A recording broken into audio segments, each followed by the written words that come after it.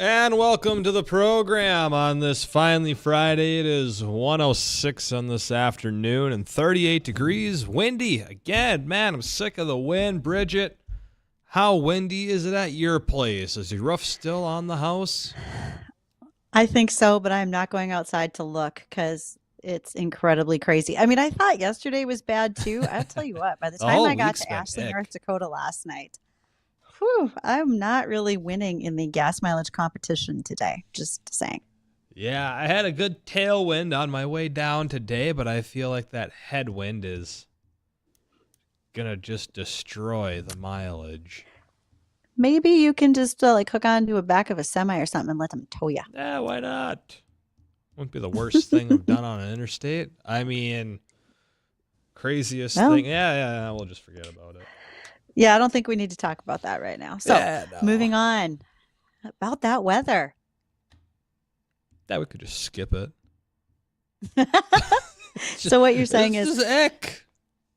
I'll be wearing coveralls outside tomorrow. That's the impression that I get. You'll be fine tomorrow. Well, compared to today, you'll be fine. And compared to Sunday, it'll be absolutely beautiful outside. Has it snowed at your house yet today, Hmm. Bridgette? There's some flurries. Saw some Just some flurries out there through the flurries. window. Man, I just Yep, didn't posted really go a out to get a good look. I just posted a video of one of these convective snow showers I've been spewing on about this morning going through Grand Forks. And it goes from like just being like a gray, clear day to a half-mile visibility, snow flying everywhere across the street, and then just gray and clear again. So, yeah, we're dealing with scattered snow showers across the area for today. And that is going to be mixing in with wind around 15 to 30 miles per hour, producing some areas of reduced visibility. And as temperatures rise through the 30s to a few spots around 42 here in Fargo this afternoon, we'll likely see it mixing in with some rain or some sprinkles. Right now, just a few flakes or a slight combination of some sprinkles and some flakes around Fargo. That extends up towards Felton, a few pockets of some light snow. And as you head further north up the interstate, into areas of northwestern Minnesota and Lakes Country, Twin Valley, Mahnomen, Fertile, McIntosh, Red Lake Falls, Crookston, East Grand Forks, Warren, you got all of these moderate to heavy bursts of snow that are passing through that area. That's where you're seeing the half-mile reduced visibility when those go through. And on the west side of the river, over into North Dakota, Larimore, Cooperstown, Lakota, south of Devil's Lake, couple over by Mayville, much smaller, It's but balmy, also beautiful, it's beautiful. perfect. Beautiful, That's what you're trying yeah. to say. A few more of those pockets of more moderate snow than heavy bursts, but these are just intermittent little scattered bursts of snow that will produce some areas of reduced visibility. But the further south you get towards I-94 and southward, the better probability of those just being some rain and sprinkles through this afternoon. Temperatures today peak near 42. It's currently 38, wind gusting to 31 out of the northwest. Tonight, we'll clear things out down to a low in the mid-20s, and for the weekend, not bad, Bridgette. A little breezy on Saturday, gusting to 25, but we'll have a high right around 53 degrees, and come Sunday, we're closer to 60 degrees with light wind and sunny skies. So a couple nice days are following this kind of day. You can't quite have that many in a row. Not yet. It is only April.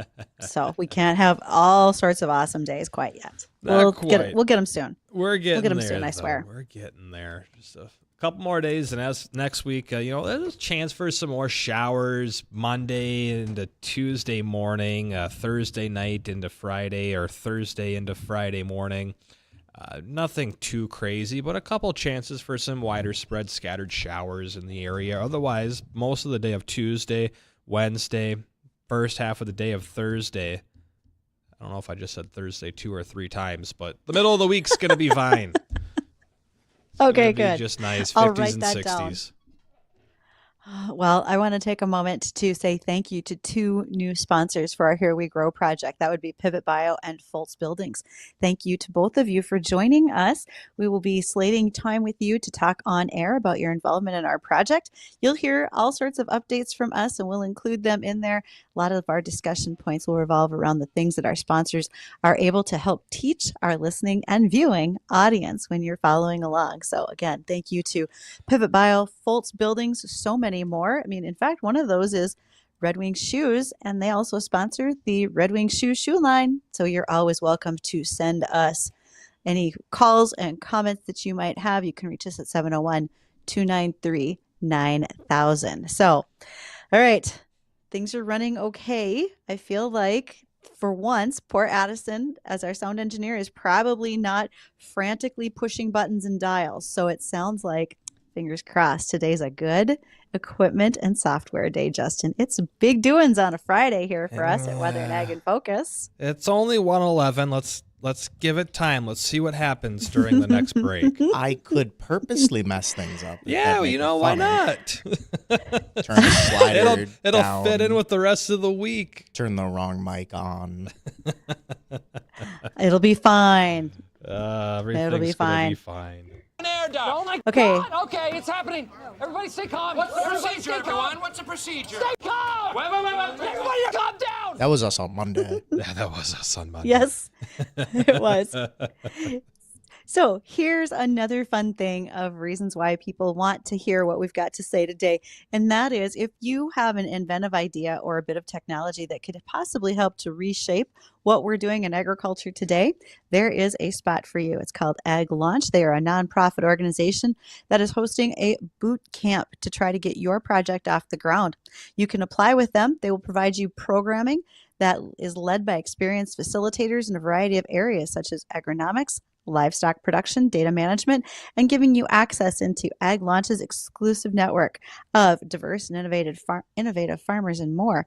Now, there are sessions where you get to participate. You'll learn things like business structuring, pitching to your investors, intellectual property protection, because as we've talked many times, that becomes more and more important in our digital world. And if you would like to also visit with them about funding opportunities, here's your chance. There's 2 in-person sessions, but there's also a virtual Ag Launch Catalyst that'll be happening in June. If you would like to apply, why don't you just email me, ag@flagfamily.com, only because it's so much easier if I send you the link than if we all try to write it down and get it wrong. So feel free to just send me your emails. I'd happily help you out with that. There we go. Great news. Yeah, we tried doing the whole link sharing thing before, and it just doesn't work. Unless it's something super simple like milk.com. So, yeah, like yesterday, sugar.org, when we were talking with Dr. Courtney Gain. Simple. That's an easy one. But for some of these other more complex, just drop me an email. Many of you are. I see I'm already behind in several messages. So if you're not calling our Red Wing shoe line, you're just dropping me messages to take care of on air for all of you. Have we gotten your phone sponsored yet? If you just want to talk Verizon into cutting my bill, I'd be okay with that. You know, that that would might be fine. Something Thanks. we could sneak out there. We got some connections over there. Where's your tiny co-host? And I don't mean Wysocki. He's the tiny co-host. By the way, I think he's actually back in town now. He's just taking an extra day to round out the week.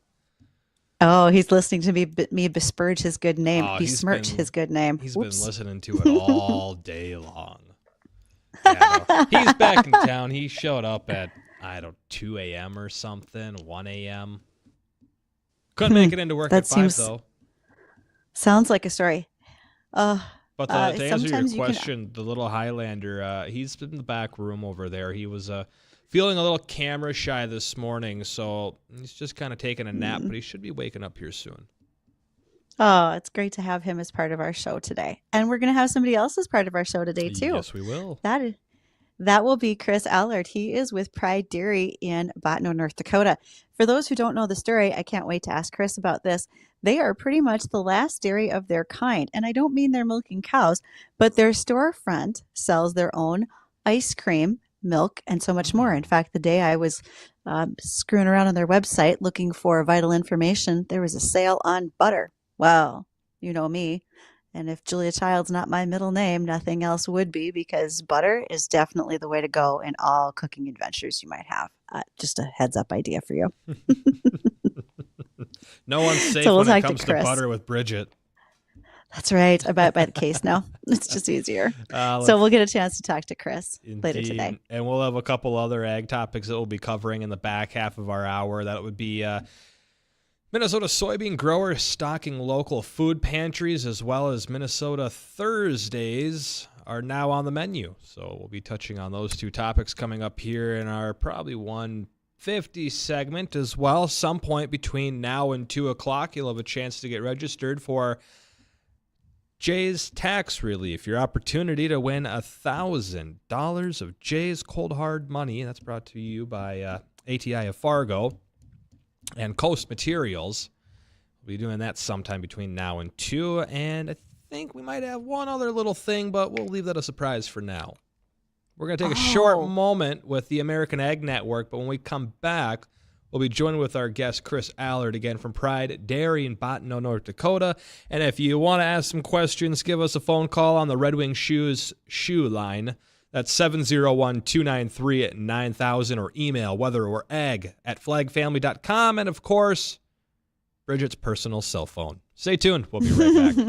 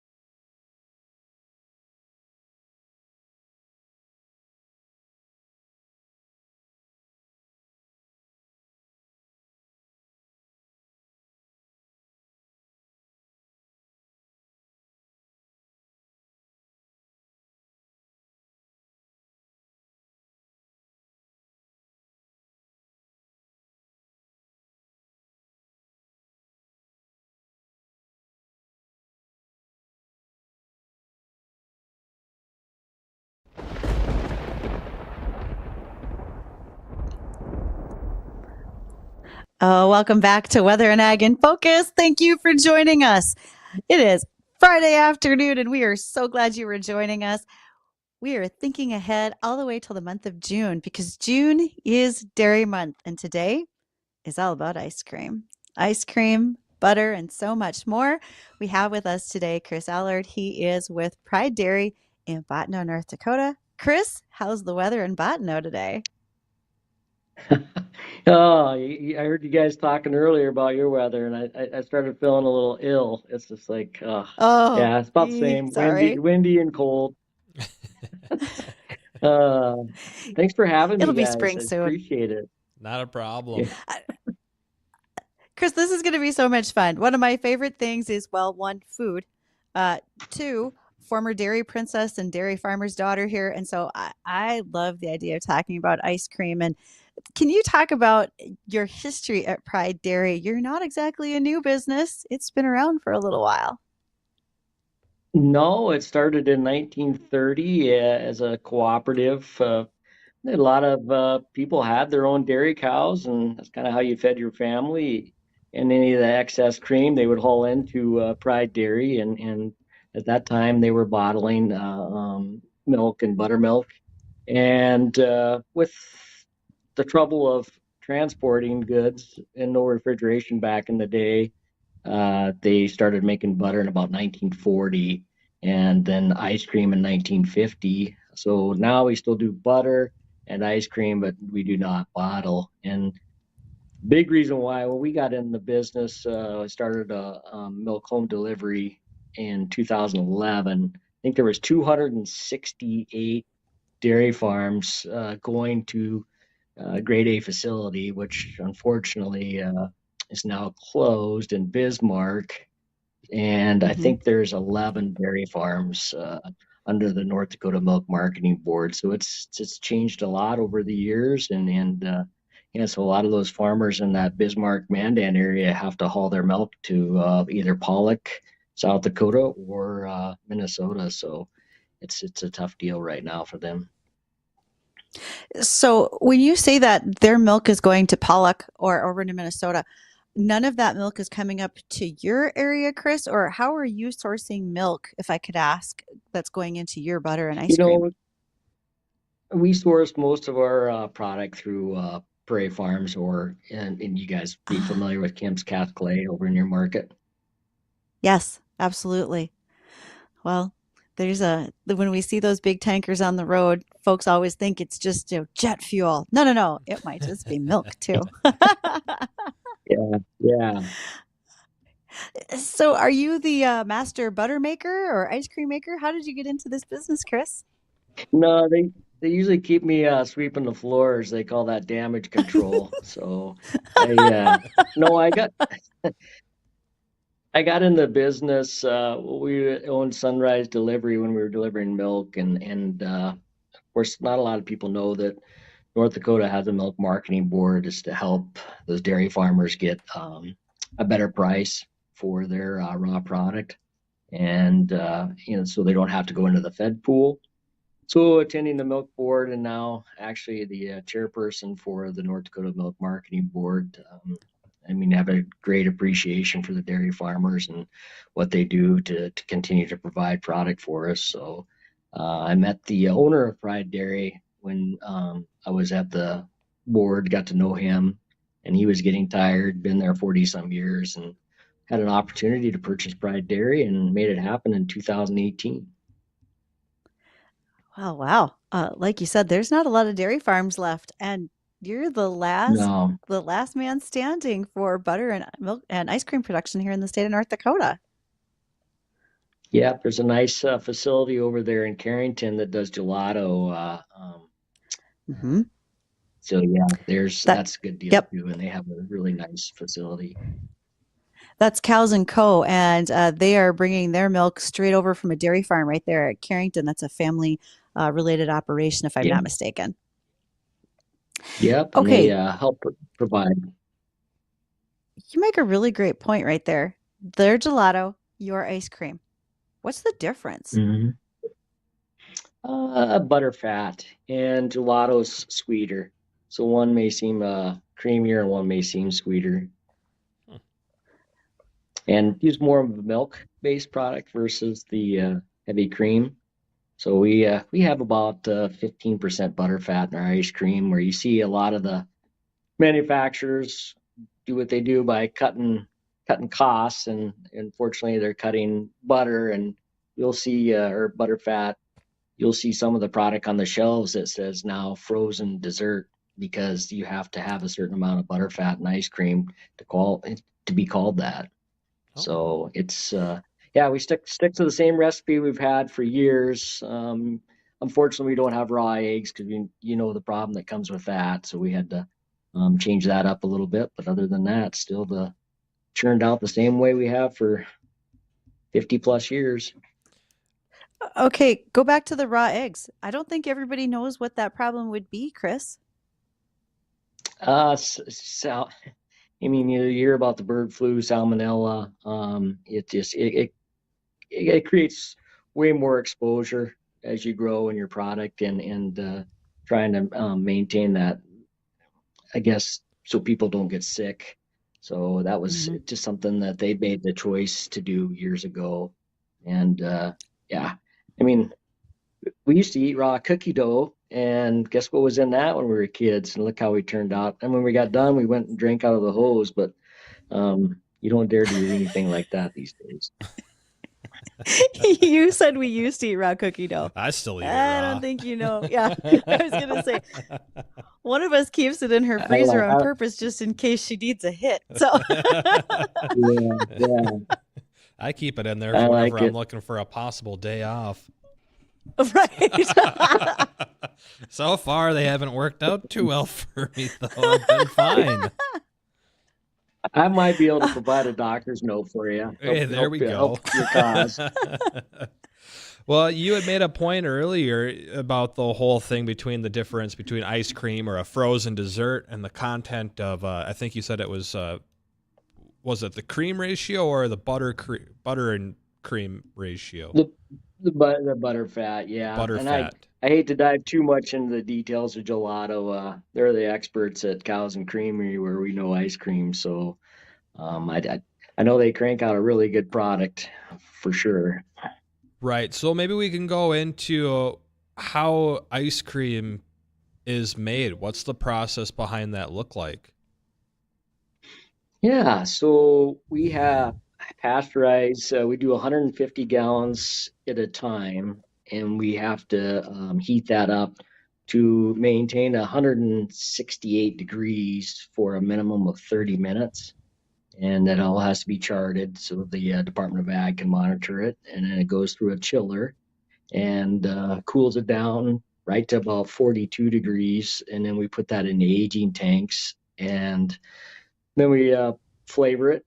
And then it goes into a continuous freezer. And that's where it comes out. Pretty simple process when you think about it. But if you were to look in the plant, you'd see there's a lot of moving parts. I would bet. So what kind of flavors are you making over there? You know, our number one is it's a Thomas Jefferson vanilla. We had to change that. You guys mentioned intellectual properties earlier in your conversation. So if we went to retail and we used his name or likeness, we would be in trouble. So we did some research on that, and we renamed it the Legendary Vanilla. Just to again avoid any issues down the road. Hold on. I gotta ask here. Then, what made it a Thomas Jefferson vanilla? So when Mount Rushmore had reached out to ice cream manufacturers to replicate his original recipe, again that one did have raw eggs in it, and you're not going to find many bigger manufacturers. Maybe like a small in-house ice cream parlor might do it, but so we all competed to get the rights to sell Thomas Jefferson vanilla at Mount Rushmore, and they liked ours the best, and we shipped several thousands of gallons of ice cream down there each summer, and it's Xanterra Resorts, and then we ship out to one of their resorts in California, and hopefully we'll be at Grand Teton, Yellowstone, Glacier, and a few other locations in the near future as well. That's where Thomas Jefferson came from. Really interesting. Well, Kriss, we got to hit bottom of the hour news here, but we got lots more questions, including what other flavors of ice cream you got there, more differences between the production of butter and ice cream, different kinds of equipment, and of course where someone could find your ice creams and butters at. So if anyone has a question you want to ask Kriss from Pride Dairy in Bottineau, North Dakota, give us a call on the Red Wing Shoes shoe line. That's 701-293-9000. Email weather or egg at flagfamily.com, and comment boxes there on Facebook, YouTube Live. You can also find us there on Acres TV. We'll get caught up with local news, and when we return, we'll continue this conversation with Kriss Allard.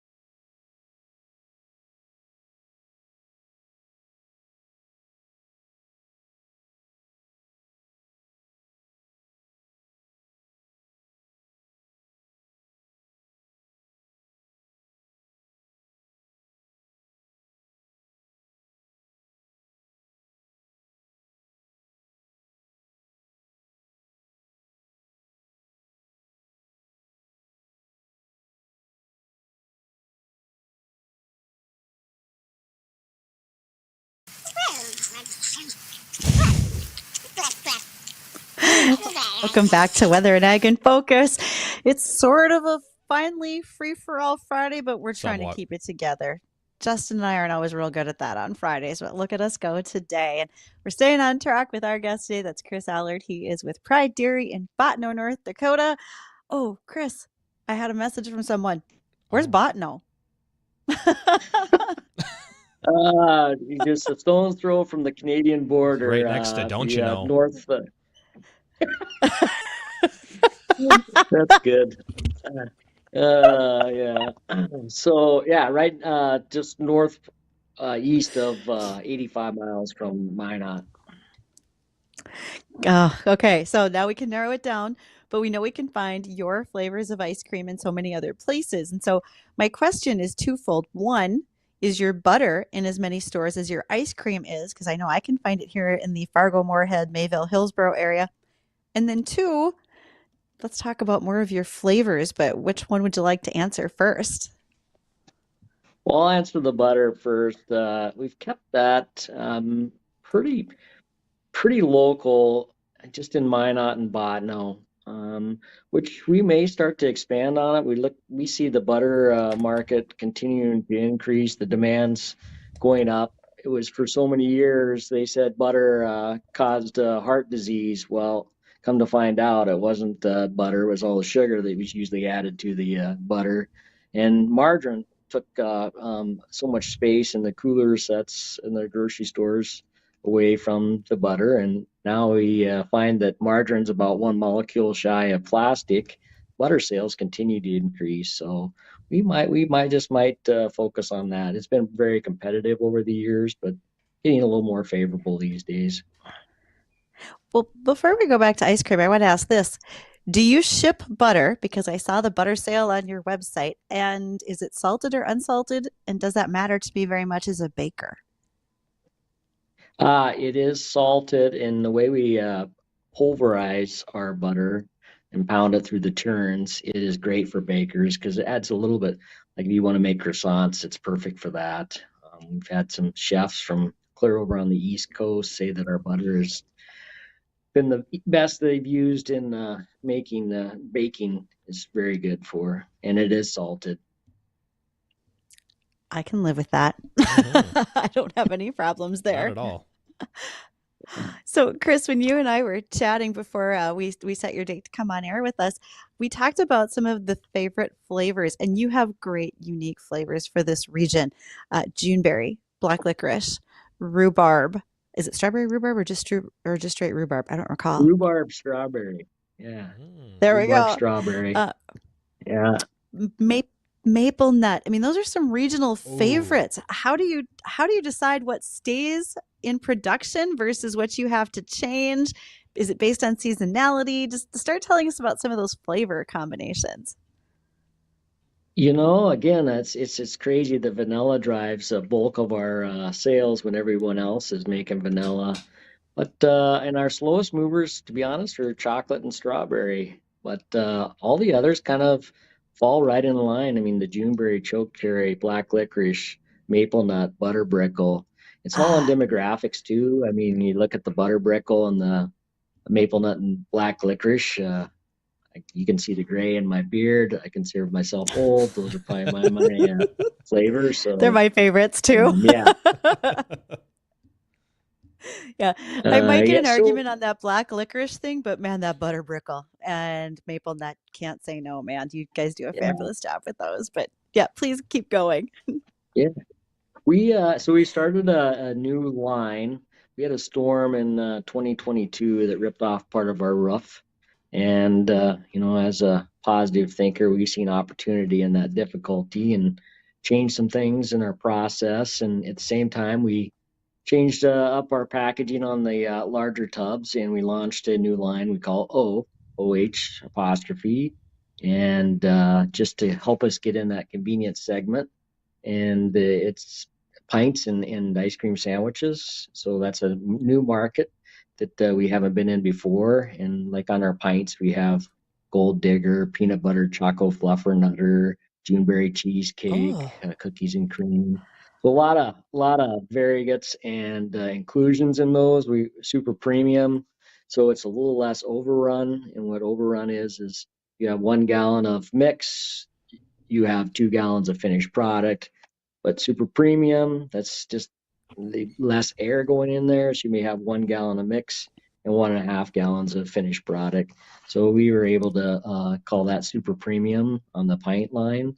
And we found that as we got more into your market and over to Minnesota, where we're now growing, that Pride was not recognizable. And people wanted to know, is it part of the movement? Was it part of Pride of Dakota? So just a lot of question. And take for example, like Mars, they have M&M's, Snickers, Twix. So we thought we'd have another line extension. So all these new ice creams are still handcrafted by Pride Dairy, and people were afraid we were going to get rid of the name, but no, Pride Dairy's been here for almost a century and will continue to be here as long as I can see fit. That's awesome. So when you said that about super premium, having like a 1 to 1.5 ratio on the mix to finished product, that's really dense and creamy, isn't it? How do I get you guys samples? Do I need to just drive over there? Get in the car, Justin. We're leaving. Yeah, we can drive to you. You can drive to us, or we could do first class overnight shipping. No, I know a guy here with a checkbook. Yeah. So actually, I'm going to be in studio next week, and I had kind of made it a point that I was going to stop by the grocery store and bring some of my favorites. I mean, screw the rest of you if you want to make choices. I'm bringing what I want. So I was going to bring Pride Dairy in next Friday to the office. And awesome. This stuff is so good. We're not just holding this for root beer floats, ladies and gentlemen. We're having this all on its own because it's that good. So, are you in the same studio as JJ and Amy? Morning Nope, show? that's not us. Nope. Okay. Nope. No, different station. We're in a different station, different buildings. So Bad question. But don't worry. I better follow up with I get a bunch of samples to the WDAY station. Don't you worry. We'll figure out a way to make sure we sample Pride Dairy's product because I am a huge proponent of North Dakota product, but particularly I just know the story of yourselves and the longevity of being in these markets. And when you think about the time frame in which just you've been a part of the milk, the marketing board and what you've watched over the years with production, have you seen some pretty big changes in consumer demands or in equipment, anything like that you can recall that's really made a difference in the business over just even the last 10 years? Yeah, with the introduction of almond milk, soy milk, all those different ones that people that are lactose intolerant is certainly cut into the milk volume. But when I was growing up, we had two things in the fridge, and my mom says, "I'll buy sodas as long as you like Tab." So we had Tab that we could drink, and if you ever tasted that. It wasn't very good, or milk in the back of the fridge, and then we drank water right out of the faucet. But now there's just so many other drinks. I mean, I open my fridge now, and the boys, between energy drinks or sparkling ice or whatever it may be, milk's kind of taken the back seat. Unfortunately, they still try to push it in the schools, but we need more education, and the Midwest Dairy Association does a real good job of that, and kind of changing up their campaign to help build the awareness on milk and the importance of it. Mm-hmm. Do you see an increase in your ice cream consumption in June? I mean, I know it's dairy month. I know it's the summer. Does that hold true, or does it stay pretty steady as far as throughout the entire market year? Where we see the increase in the summer months is our 2.5 gallon containers, where they go to the state parks or any recreational area. The 48 ounce, you see an increase actually in the winter because people indulge at home a lot more, and they so much in the summer you're probably going to go out to a local ice cream shop or take your kids out and enjoy the weather. So the 48 ounce kind of levels off and the 2.5 gallon increases, but it's pretty steady throughout the year. Maybe a little less around January and February, where people's belts are a little tighter from the holidays and they have these New Year's resolutions. Okay, we can all make the New Year's resolutions, and then we break down and have a little more ice cream. But it's all good in moderation. It's all good in moderation. Yeah.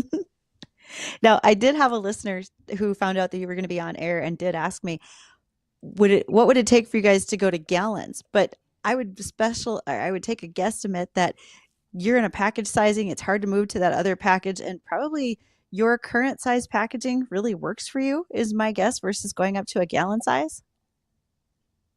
We actually, if we had any complaints, it was you know what? We like all your flavors, but we only have enough room in our freezer for, one. That's another reason we came Mm-hmm. out with pints. People could grab 2 or 3 different flavors, and also the price point where our old container was 64 ounces, we went to 48 ounce, and that 64 ounce looked exactly the same as the 48 ounce on the shelf, but the average consumer did not see the weight difference. They seen the price difference, and it did hinder our sales, even though we were 16 Sure. ounces more Mm-hmm. and a little more expensive. People didn't break it down by ounce where we were actually cheaper. They just seen that in price. So that's why we switched to 48 ounce, and also helped our automation too. Well, to the listener who asked that question and to the two guys who had this conversation over on Twitter, just buy more containers. That's okay. You can take 2 home. You don't have to think about just one. It's all fine. All right. So, Kriss, if folks want to find you, should they be using your website? What's any stores in particular you want them stopping at? Uh, Hopefully, you're going as far, like you said, into Minnesota, but maybe South Dakota too. Where can folks find Pride Dairy ice cream? Over in your market, we're in just about every grocery store in North Dakota. I mean, like the Miller stores in the smaller communities over on that east side of the state, Hornbachers, Cashwise, Family Fare, Marketplace Foods. Again, just starting to get some traction over in Minnesota. Doug's, we just set them. Olson's is another one. PetroServe is another big convenience store operation in your market. They have all our new O ice cream line. Yeah, so you can go to Mm. pridedairy.com, or you can go to oicecream.com, and you can see all our new flavors on that website as well. I'm gonna check it out. I'm already just getting it watching in. I the scroll. will, Yeah, I I can see will the scroll of our promise you, live I stream will. right now of your website, and it's awesome to watch all the products roll by on the website. Go Mm. ahead, Kriss. What did you say? So, how many people do I need to send samples for in the station there? Just 2. Yeah, just 2. We better make it 3 for Addison. Right, Addison. I've never Okay, felt yeah, more Dean took- excluded from something before. I'm right here, guys. Waving my arms frantically in anger. and Dean is not. So Send since out a Dean's flare. not, that's 3. All right, you got it. I will. We have a distributor over in that market. Our next load that goes to them, I'm gonna put together a care package. Just thank you guys for this opportunity. I really appreciate it. No, not a problem at all, and we appreciate that. Absolutely. And anytime you have something new, whether it's a flavor, product size, etc., please Yeah, make sure big we know, event. because I think you've caught on. I might like to talk about your ice cream some. So. Yeah, not a problem.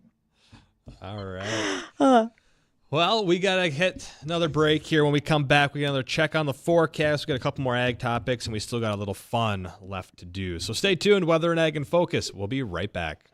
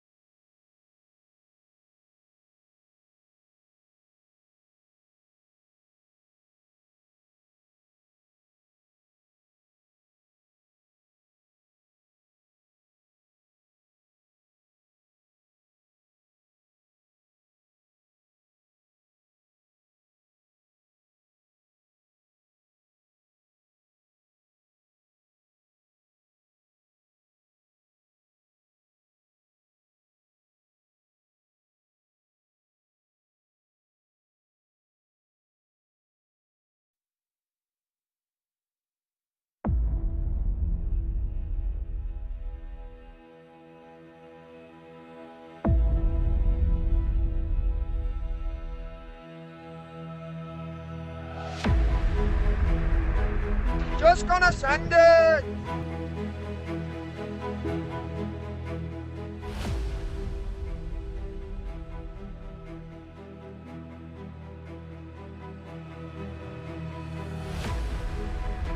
Bridgette, what caller should we take? Number 6. Number 6. Hi there, caller. You're number 1. Try again. Try again. Caller number 3. Caller number 4. Caller number 5. Hi there, caller. What's your name?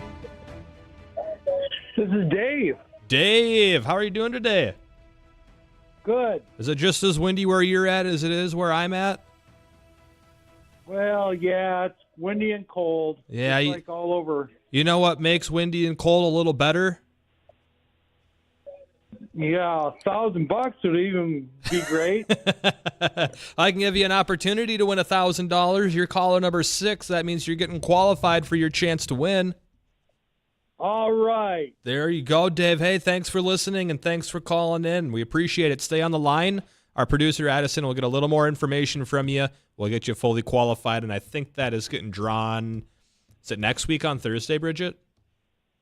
Next Friday? Hold on. I think it's the 26th. It's the 26th, so that's going to be next Friday. There we go. So we got a week left. There we go. Well, congratulations, Dave. Thanks for listening. All right. I threw him on hold there, Addison, if you can get a little more from him. What else do we got to do today? We got a little check on the forecast. We can rip that towards the end of the show. We got 2 ag topics we need to cover here, and one of those, Bridgette, is the soybean growers in Minnesota are stocking some local food pantries. Is this something similar that we did last year with the Food Bank of North Dakota?